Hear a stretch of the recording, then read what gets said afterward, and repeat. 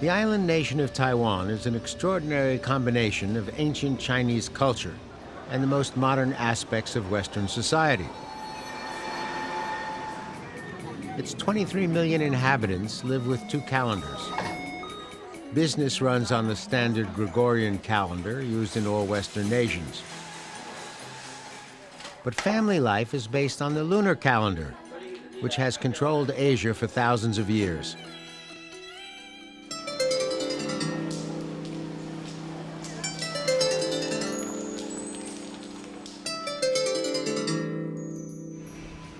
The Taiwanese have carefully preserved the traditional arts and crafts of China. Everyone still has a chop that is used for signing documents. It's a name stamp that dates back to the time when most people could not read or write. The document being sealed with the chop can be a traditional wedding license or a contract for the construction of a high-rise condominium.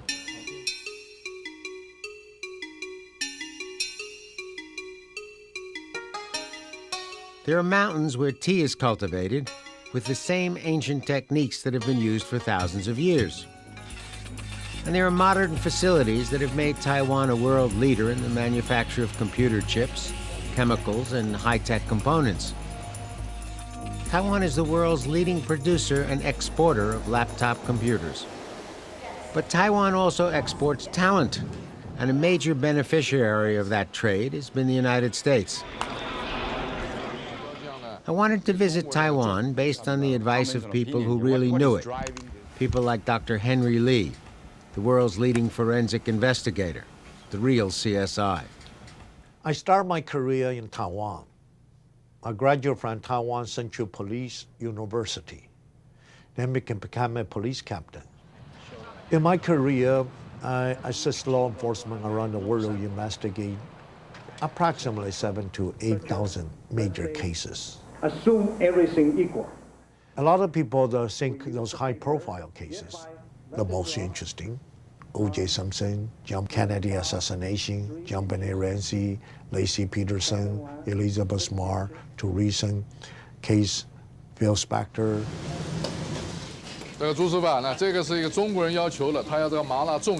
Taiwan also gave us Michael Tong, who brought elegance to Chinese restaurants in the U.S. I love to eat, I love to cook, and the real restaurant, which is I joined Mr. Wang in 1967, Chien-Ming Dynasty. The first one actually became recognized by the New York Times, who received 4 stars. Oh, look at the fish. The restaurant take up like a fire. Happy family. Taiwan native Dr. David Ho is a leading authority on AIDS prevention. One thing we need to talk about, and that will come up at the next lab meeting. I've been a researcher working on HIV/AIDS ever since the early 1980s. My team had concentrated on understanding HIV, what it does in the body of an infected person, and that led us in the mid-1990s to develop certain strategies to treat HIV that ultimately became quite successful, and that's the so-called combination or cocktail therapy. Walter Wang, an award-winning entrepreneur, also came from Taiwan. I'm in the manufacturing business. We take PVC or plastic raw material and we convert it into building materials. Exterior doors, patio doors, exterior moldings, and so almost everything you can think of related to building materials. Fang Yishu is an internationally famous dancer who splits her time between Taiwan and the U.S. Dance makes me feel alive, and dance is a part of my life. I'm trying to figure out without dancing what else I can do, and that would be a really, really big question for myself.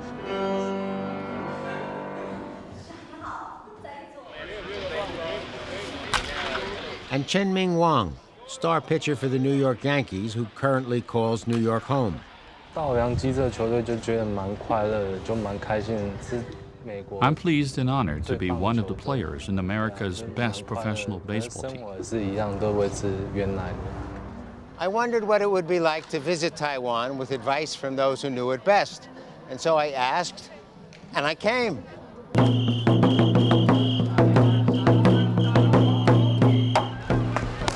Considering the fact that the Taiwanese have been serious about baseball for over 100 years, and that the game is played with the same rules as in the U.S., it's not surprising they're producing stars like Yankee pitcher Chien-Ming. What is surprising are the differences in what goes on around the games. 6 big league teams travel around the country, but for many years, none of them had a hometown, which meant that no matter where they were playing, each team had thousands of fans at each game.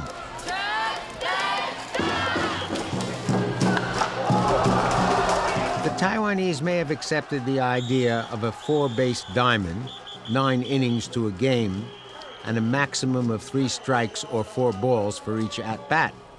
But when it comes to ballpark food, they definitely have their own approach. Peanuts, popcorn, and Cracker Jacks are out. Pork and sticky rice sausages and a lunchbox with pork, rice, and vegetables are in. And the fans are not shy about expressing their feelings. They show up with horns,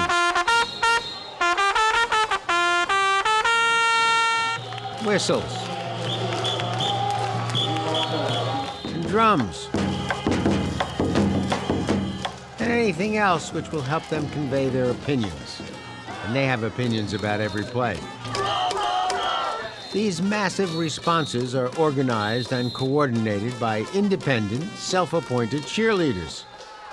It's somewhat of a madhouse, but the officials see it as just another expression of the nation's love of democracy and their belief in the right of self-expression.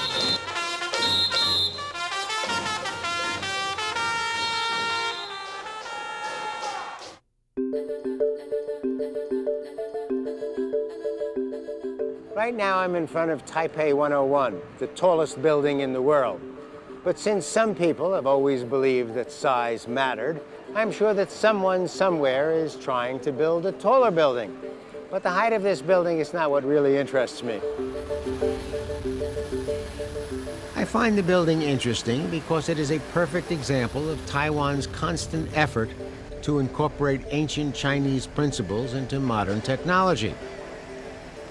Taipei 101 is 508 meters high and is built with the most advanced construction techniques. But its shape is like a stalk of bamboo, an ancient Chinese symbol for growth. And that's only one of many traditional symbols in the building.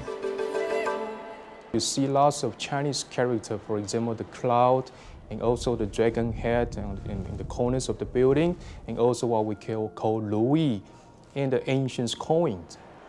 All these characters represent symbols of fortunes. Means if people living here and work here can bring lots of fortunes to them. In Chinese culture, the number 8 is a symbol for prosperity. Accordingly, the building is divided into 8 sections, and there are 8 floors in each section.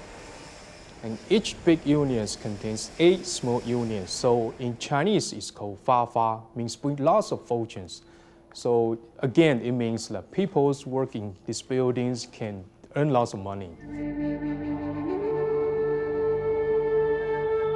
Taipei 101 also houses the first wind damper that is on public display. Suspended from the 88th floor, this 660-ton ball helps stabilize the building during typhoons and earthquakes. Its main function is to reduce the vibrations of the high buildings, because the high buildings normally will be shaken by the wind, and especially in Taiwan because we have earthquake.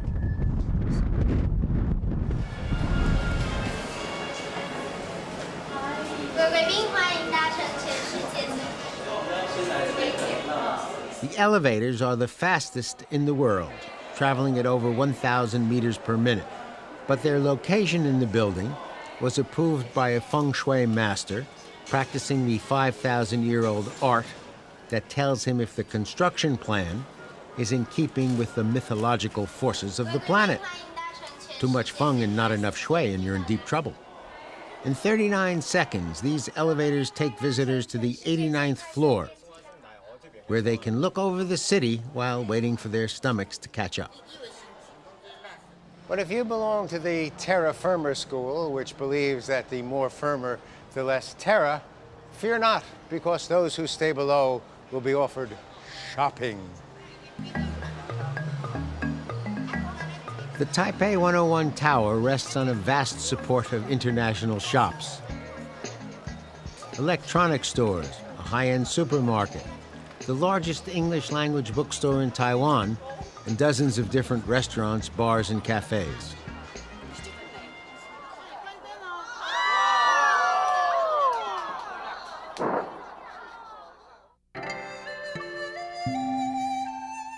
My life is filled with unanswered questions.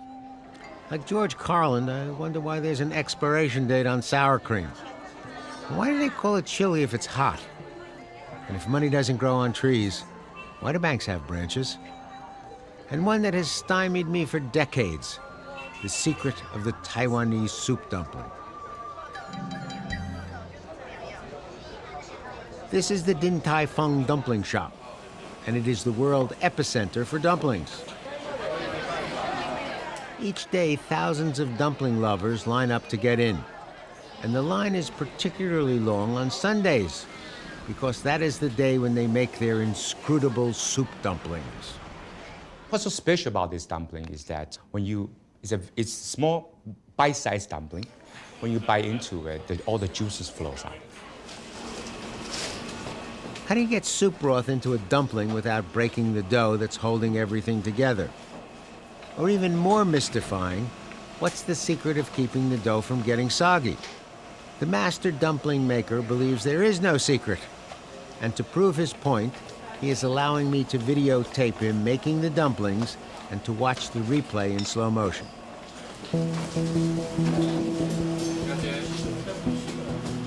Okay, the dough is made from wheat flour. Half gets mixed with cold water, which keeps the dumpling wrapper puffed up when it's steamed. The other half is made with chicken broth, which keeps the wrapper from expanding too much. The dough is kneaded into a rope. A piece is pinched off. A rolling pin is used to flatten it out and shape it into a circle. The pork filling, which has been mixed with a little gelatin, is packed into the dough. Then the sealed dumplings go into a steamer where they steam for about 2 minutes. When they come out, they're puffed up with soup. How did that soup get in there? Let's watch the replay. Dough looks okay. Ground pork looks okay. Wait, there it is. You see, the soup was frozen into a gel and mixed with the pork. It was hiding in plain sight all the time. Good work, huh, Dr. Lee?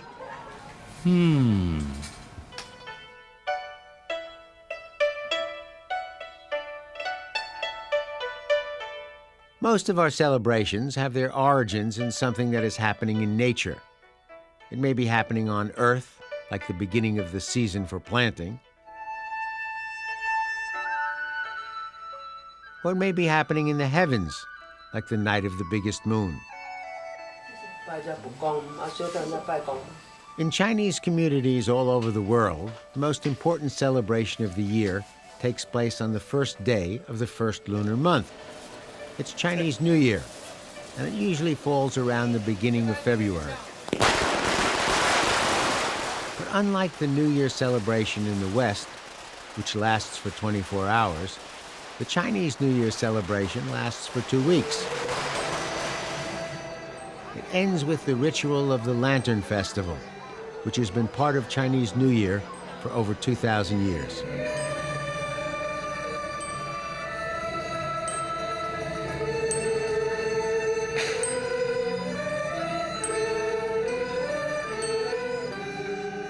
The Taiwanese believe that the world is filled with invisible spirits who are roaming around.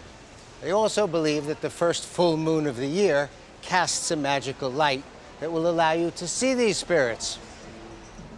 In the past, believers would walk around with torches, which made the job easier. Eventually, those torches became lanterns, and the Lantern Festival was born.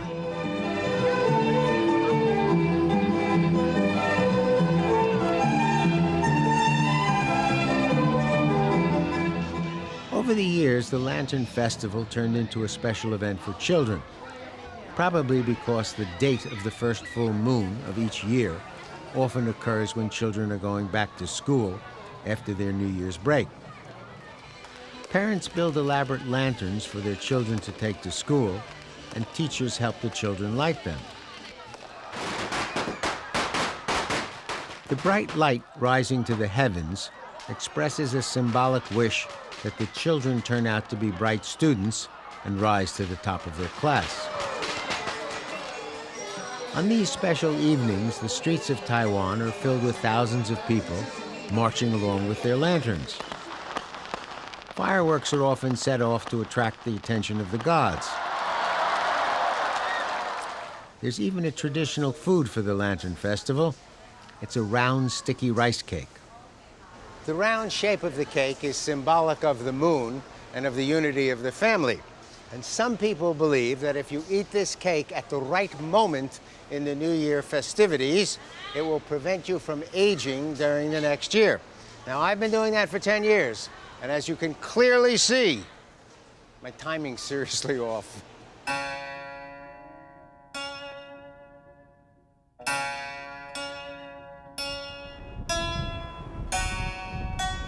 Taipei's Grand Hotel was built on a tree-covered hill above the city. It opened in 1952 and quickly became a national landmark. The architectural approach is known as the Chinese palace style, and it's been used for hundreds of years in the construction of the strongholds in which the emperors lived. The Grand Hotel was officially established in 1952. Catherine Fan is a communications specialist with a detailed knowledge of the symbolic meaning of the hotel's architecture. If you look carefully at the wood strip patterns of the Grand Hotels, you may find something interesting. These are Chinese characters. There are 6 calligraphic letters on each of the main entrance doors that mean long life to the Republic of China.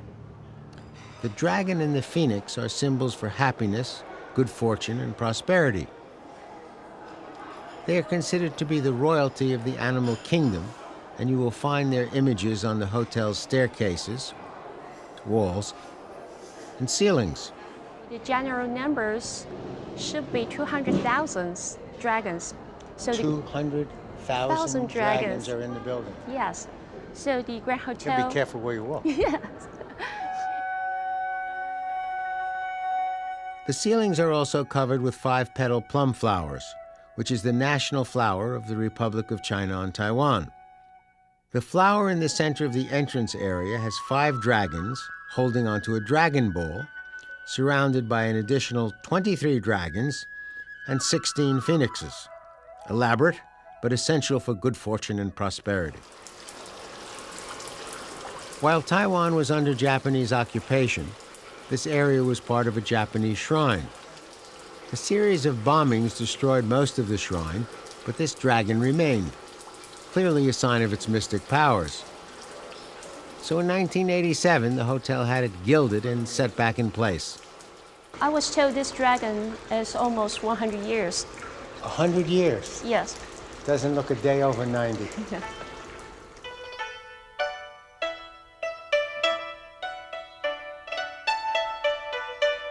In Taipei, you will enjoy the best beef noodle soup. There's a restaurant in Taiwan that my favorite is called the Daddy of Beef Noodle Soup. There's a widely accepted rule in economics that as sales increase, prices decrease. But there are some exceptions. One of the more unusual exceptions is Taipei's Niu Baba restaurant, the beef bowl. Their most famous soup is made from 5 different cuts of beef, from 5 different countries: Japan, Canada, New Zealand, Australia, and the US. And the more bowls of beef noodle soup the shop sells, the more it charges. When Tony Wong and his wife Jan first introduced their Rolls-Royce version of the noodle soup, they charged $20 US per bowl. After they sold 30 bowls of soup, they raised the price to $30. At 50 bowls, it went to $60. And today it goes for $120 per bowl, and they have sold over 4,000 bowls since they opened. The store start open, there's only one beef soup. After a period of time, the customer tired of eating the same one, so we try to make it different.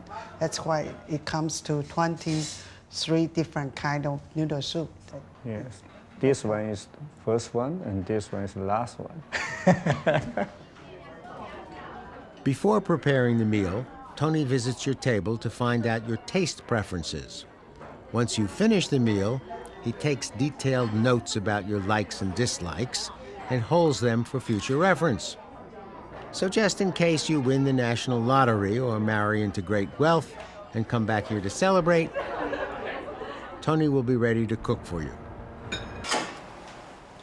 In addition to the usual soup, Tony offers a 3-course meal called Head of State Beef Noodle Soup Dinner.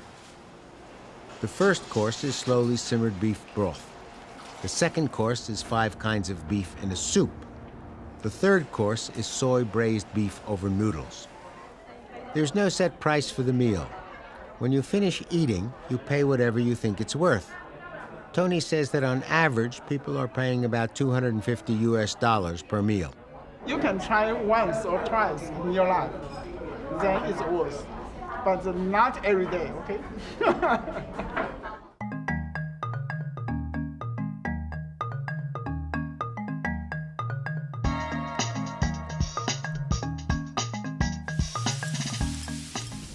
There's lots of nightlife in Taipei, but for me the most interesting are the giant karaoke clubs like Party World. KTV is a great place to scream. When you sing, those words come out and the melody come out, people feel like they are telling their own story. The lobbies are decorated in a style intended to convey a lavish sense of wealth. You have arrived. Your ship has come in. The world awaits your talent. For speakers of Mandarin, Taiwan is the pop music capital of the world, with its own set of superstars turning out an endless selection of hits, and millions of fans who feel compelled to sing along.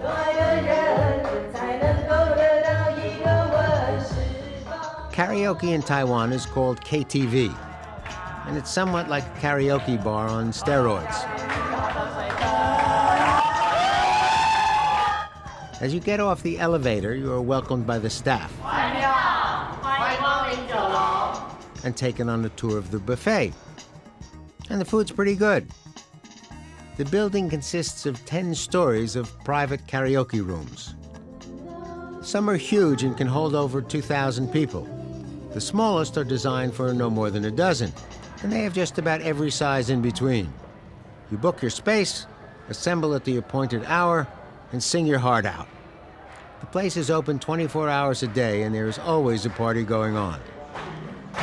Well, you can do anything, but don't step on my blue suede shoes. You can burn my house, you can steal my car, you can drink my liquor from the old fruit jar. You can do anything you want to do, but honey, don't step on my blue suede shoes.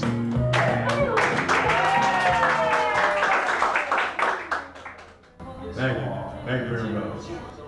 For Travels and Traditions, I'm Burt Wolf. You can watch this program and link to hundreds of other Burt Wolf programs free at burtwolf.com. There's information on how to tour the same places, plus Burt's slightly irreverent take on history and culture. It's all at burtwolf.com. Of the traditional arts and crafts of China. Everyone still has a chop that is used for signing documents. It's a name stamp that dates back to the time when most people could not read or write. The document being sealed with the chop can be a traditional wedding license or a contract for the construction of a high-rise condominium.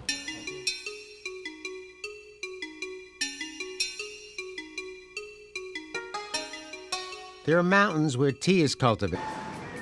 Its 23 million inhabitants live with 2 calendars. Business runs on the standard Gregorian calendar used in all Western nations. But family life is based on the lunar calendar, which has controlled Asia for thousands of years.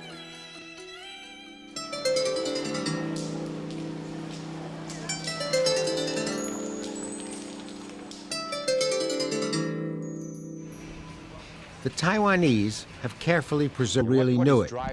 People like Dr. Henry Lee, the world's leading forensic investigator, the real CSI. I started my career in Taiwan. I graduated from Taiwan Central Police University. Then became a police captain. In my career, I assist law enforcement around the world to investigate approximately 7,000 to 8,000 major cases. Assume everything equal. A lot of people think those high-profile cases. With the same ancient techniques that have been used for thousands of years. And there are modern facilities that have made Taiwan a world leader in the manufacture of computer chips, chemicals, and high-tech components. Taiwan is the world's leading producer and exporter of laptop computers. But Taiwan also exports talent, and a major beneficiary of that trade has been the United States. I wanted to visit Taiwan based on the advice of people who